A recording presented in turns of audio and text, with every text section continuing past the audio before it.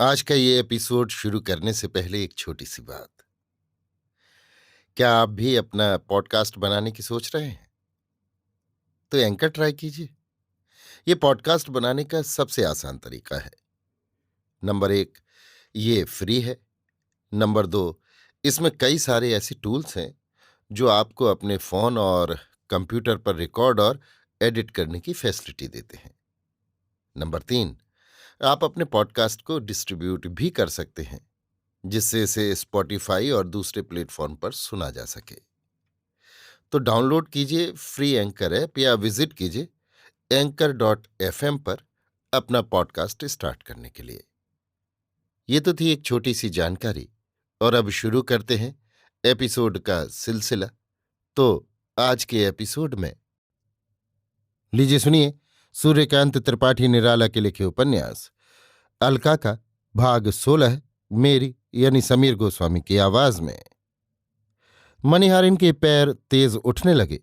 सोचने लगी कब गांव पहुंचूं, कब महादेव मिले। अपनी ओर से निश्चिंत हो गई थी कि खुदाई मार बाबाजी टाल ही देंगे। दूसरों के लिए कौतुक बढ़ा। महादेव से वो नाराज थी।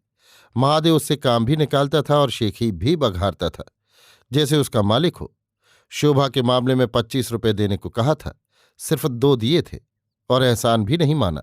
कहा कि ये सब तो मैंने खुद किया है, तुझे इसलिए 2 रुपए देता हूं कि तू बुरा न माने। अब वही महादेव अपने पाप के फंदे में फंसा है। देखूं जरा क्या कर रहा है। अल्लाह की कसम, जो कभी बाबाजी का नाम बताऊं। ले अब मजा, और देखती हूं कौन तुझे अच्छा किए देता है। सोचती हुई मनहारिन गांव के भीतर आई। निकास पर ही जिलेदार महादेव प्रसाद का मुकाम जमींदार का डेरा मिला। चौपाल में चारपाई पर पड़े महादेव प्रसाद कराह रहे हैं। 3-4 रोज से कमर में सख्त दर्द है, कुछ बुखार भी है। चारपाई के एक बगल कच्ची मिट्टी के गमले में कंडे की आग सुलग रही है। थुहड़ और मदार के कुछ पत्ते इधर उधर पड़े हैं, जैसे सैक हो रही थी, और ये पत्ते बांधने के काम से आए गए थे। 3-4 साल पहले एक बेवा की अटारी से रात को कूदने से कमर में इन्हें चोट आ गई थी। अब एकाएक उभर आई है।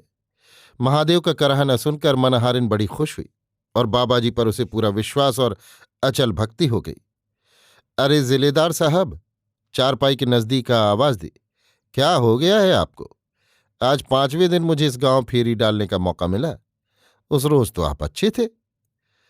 अरे भाई, मर रहा हूं और क्या कहूं, कांखते हुए महादेव प्रसाद ने कहा।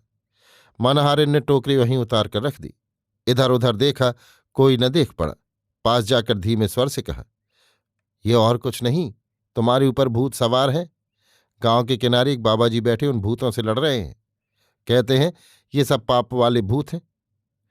महादेव प्रसाद के सब हाल बयान कर रहे हैं, और वो जो कुछ कहते हैं हर हर्फ सच्चा है।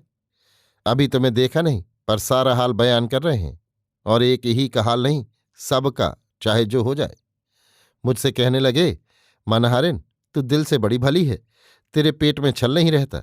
महादेव जिलेदार ने तेरे रुपए नहीं दिए, इसका उसे बड़ा बुरा फल मिलेगा। पिछले वाक्य से महादेव प्रसाद को आग लग गई। पहले जैसा विश्वास हुआ था वैसा ही अविश्वास भी हुआ कि बिल्कुल झूठ कह रही है। लक्ष्मण तरकारी लेकर मकान के भीतर गया था, उसे आवाज दी।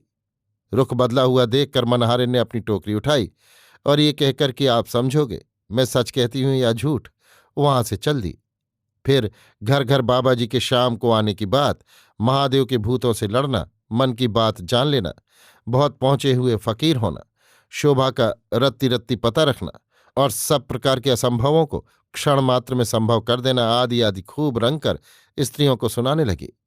बाबाजी के दर्शन के लिए तरह तरह की कामना रखने वाली स्त्रियों को उद्ग्रीव कर पूरा विश्वास भरकर शाम से पहले अपने घर चली गई। बाबाजी ने दूसरे दिन मिलने के लिए कहा है। इस ना नांगने वाले उपदेश पर पूरी भक्ति रखने के कारण दूसरी राह से घर गई। बाबाजी से उस रोज फिर नहीं मिली। 4 बजे के करीब पिछले पहर अजित गांव के भीतर गया। उसे गांव के कई और लोगों ने आसन मारकर धूनी के किनारे ध्यान करते हुए देखा था। गांव में जाकर उन लोगों ने भी महात्मा जी के आगमन की चर्चा की। मनहारिन पूरे उद्योग से प्रचार कर ही रही थी।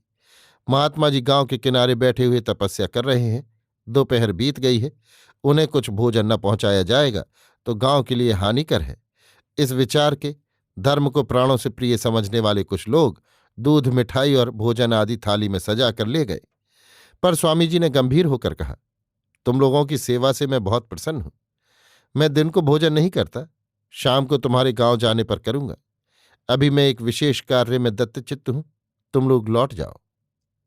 लोग प्रणाम कर स्वामी जी की प्रोज्जल यौवन की शिखा को राख में ढकी हुई कोहरे के भीतर से सूर्य की सुंदरता देखकर मन ही मन प्रशंसा करते हुए चले गए। स्वामी जी के गांव जाने पर लोग उनके दर्शन के लिए एकत्र होने लगे।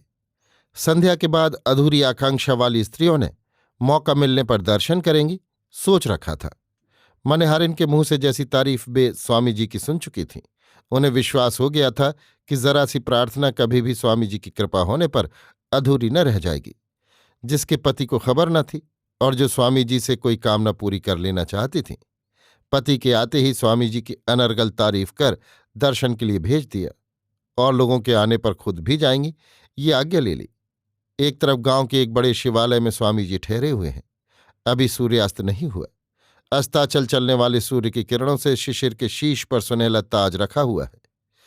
खगकुल अपने आवास की डाल पर स्नेह कलरव द्वारा मातृ स्वरूप प्रकृति की रानी की सांध्य वंदना कर रहे हैं। नवीन शस्य और सजल शोभा दिगंत तक फैली हुई मनुष्यों के जीवन की छोटी बड़ी कल्पनाओं की तरह पृथ्वी की गोद पर लहरा रही है। मधुर मोहक स्वप्न की तरह मनुष्य के मन को अपनी स्थिति वाली संकीर्णता से भुला माया मरीचिका में दूर दूर तक ले जाकर सुख और ऐश्वर्य का पूर्ण अधिकारी बना रही है। प्रकृति की इस प्राकृत अवस्था के कारण आज घोर दुख में पड़ा हुआ मनुष्य कल सुख की कल्पना मात्र से उसे भूल जाता है। यहाँ के मनुष्य सब ऐसे ही दिखते हैं। सब के चेहरे पर प्रसन्न संसार की माया प्रशंसा तृप्ति ही विराजमान है। कल जो तूफान उठा था, जिसमें उनके भरे हुए कितने ही जहाज डूब गए थे, आज उस क्षति का कोई चिन्ह उनके चेहरे पर नहीं। वे पहले ही जैसे सुखी निश्चिंत हैं। प्रकृति ने, जिसने बाहर से उनका सब कुछ छीन लिया था, आज भीतर से और बाहर वाली विराट प्रकृति से, जिसके भोग में सबका बराबर हिस्सा है, उन्हें सभी कुछ दे दिया है। वे अभाव का अनुभव नहीं करते। कितने कष्ट हैं यहाँ, कितनी कमजोरियों से भरा हुआ संसार है ये। पद पद पर कितनी ठोकरें लग चुकी हैं, पर सब लोग फिर भी समझते हैं वे अक्षत हैं, वे ऐसे ही रहेंगे। तभी पूरी प्रसन्नता से हंसते हैं और खूब खुलकर बातचीत करते हैं।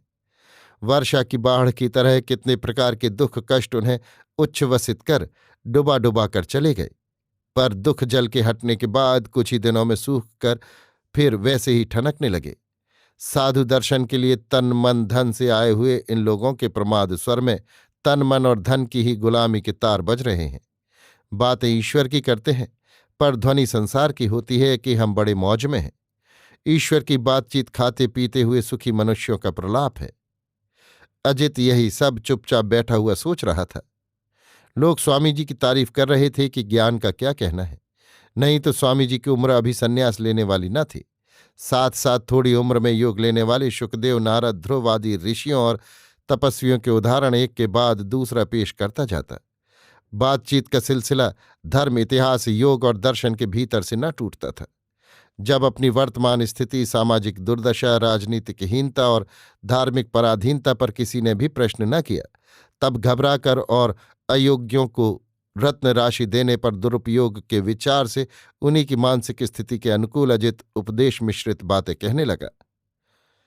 आजकल गृहस्थों के घर में शुद्ध धान्य नहीं होता, इसलिए साधु को भोजन से पाप स्पर्श करता है। संस्पर्श दोष वाली कथा तो तुम लोगों को मालूम होगी।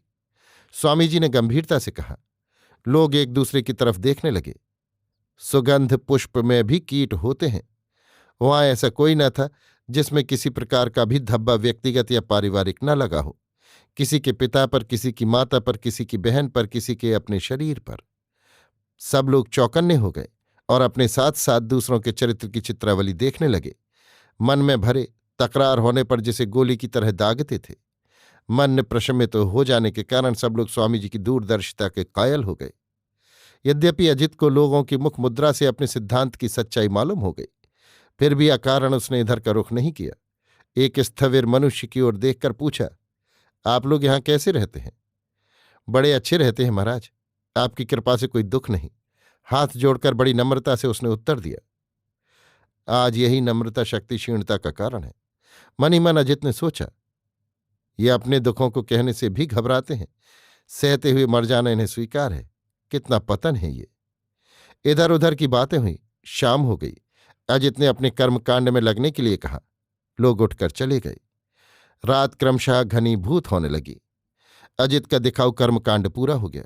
सस्पर्श दोष के विषय पर जैसी बातचीत स्वामी जी ने की थी, आने वाले लोगों में से किसी को भी स्वामी जी के लिए भोजन भिजवाने की हिम्मत न हुई, क्योंकि कहीं स्वामी जी ने सस्पर्श दोष वाला हाल लोगों से बयान कर दिया तो नाक जड़ से कट जाएगी।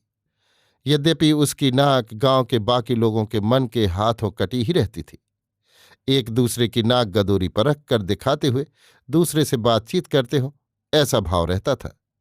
ये स्पर्श दोष वाली व्याख्या स्त्रियों के कान तक न पहुंची थी। पहुंचती भी तो इतना व्यापक अर्थ शायद वे न लगाती। यद्यपि दूसरों को इस दोष में पतित देखने की वे ही अधिक अभ्यस्त थी, इसलिए न लगाती क्योंकि उन्हें स्वामी जी से वरदान लेना था। कुछ रात बीतने पर गांव से कुछ स्त्रियां स्वामी जी के दर्शन के लिए चुपचाप गईं। जहां स्वामी जी टिके हुए थे वहां तक जाने के लिए कोई भय वाली बात न थी। एक पहर से कुछ अधिक रात तक स्वामी जी के पास स्त्रियों की भीड़ रही। उनका चढ़ाव स्वामी जी उन्हीं पत्तलों में धूनी की एक बगल रखवाते गए और राख उठा उठाकर हर प्रार्थना की अचूक दवा के तौर पर चुपचाप देते रहे। बड़े भक्तिभाव से राख आंचल के छोर में बांध बांध कर स्त्रियां लौटती रहीं। रात 1.5 पहर बीत गई। चारों ओर गांव में सन्नाटा छा गया। लोग घरों में सो गए। अजित भविष्य के छिपे हुए चित्र को कल्पना शक्ति से तपस्वी की तरह प्रत्यक्ष करने का प्रयत्न कर रहा था, पर चारों ओर से उसे अंधकार ही अंधकार देख पड़ता था। ऐसे समय उसी की कल्पना मानो नारी रूप ग्रहण कर भक्त के सामने श्यामा की तरह आकर खड़ी हो गई। स्वच्छ सफेद वस्त्र में अकेली एक युवती स्त्री को सामने खड़ी हुई देख अजित की नस नस में रक्त प्रवाह तेज हो गया। इसका क्या कारण? जितनी रात को वो युवती स्त्री यहां आई। अपने को संभाल कर दृढ़ स्वर से पूछा, तुम कौन हो? युवती धीरे धीरे बढ़कर उसके निकट आई और भूमिष्ठ हो प्रणाम किया। महाराज, मेरा नाम राधा है। उठकर हाथ जोड़कर कहा, शोभा मेरी दीदी है। जब से गई उसका पता नहीं मिला। आप तो जानते हैं, मनहारिन मौसी कहती थी। बताइए। राधा के कंठ की सहानुभूति से अजित को मालूम हो गया कि ये स्नेह पीड़ित होकर शोभा का पता मालूम करने आई है। तुम्हारी कैसी दीदी है? स्वामी जी ने पूछा। राधा सिसक सिसक कर रोती हुई धीरे धीरे कहने लगी कि वो शोभा के यहाँ टहल करती थी। शोभा के माता पिता का स्वर्गवास हुआ। उसे महादेव गांव के ताल्लुकेदार के यहाँ धोखे से ले जाना चाहता था, पर राधा को अपने पति से खबर मिली। उसने शोभा से कहा। उसी रात को वो गायब हो गई। बगीचे बगीचे न जाने कहाँ चाकर छिप गई है। इसके बाद राधा कानपुर कुछ दिन के लिए गई थी, पर वहां शोभा का पता न मिलने से जी उबा तो चली आई। यहां आने पर उसे मालूम हुआ कि उसके स्वामी उसे लेने के लिए आए थे। एक एक बात अजित पूछता गया और राधा कहती और आंसू पहुंचती गई। राधा का ऐसा प्रेम देखकर अजित अपने को छिपा न सका। कहा, राधा, मैं सन्यासी नहीं हूं। तुम्हारी तरह शोभा की खोज करने वाला उसके पति विजय का एक मित्र अजित हूं। यदि मैं कभी शोभा का पता लगा सका तो पहचान के लिए तुम्हें ले जाऊंगा। ये भेद किसी से जान रहने तक मत कहना। अब मुझे वो बगीचा भी दिखा दो जिससे होकर शोभा गई थी। वो स्वामी जी नहीं, शोभा के पति विजय का मित्र अजित है। उसकी शोभा दीदी को खोजता हुआ आया है। सुनकर राधा को शोभा के मिलने का सुख हुआ। मित्र का मित्र, पुरुष हो स्त्री, मित्र ही है। कितना स्नेह मिलता है ऐसे मित्र से। राधा कली कली से खुल गई। राजी हो बाहर बाहर गांव के रास्ते छोड़कर वासुदेव बाबा के पास अजित को ले चली। कितना सुख एक साथ चलकर उसे मिल रहा है, अनुभव कर रह जाती है। अभी आप सुन रहे थे सूर्यकांत त्रिपाठी निराला के लिखे उपन्यास अलका का भाग 16, मेरी यानी समीर गोस्वामी की आवाज में।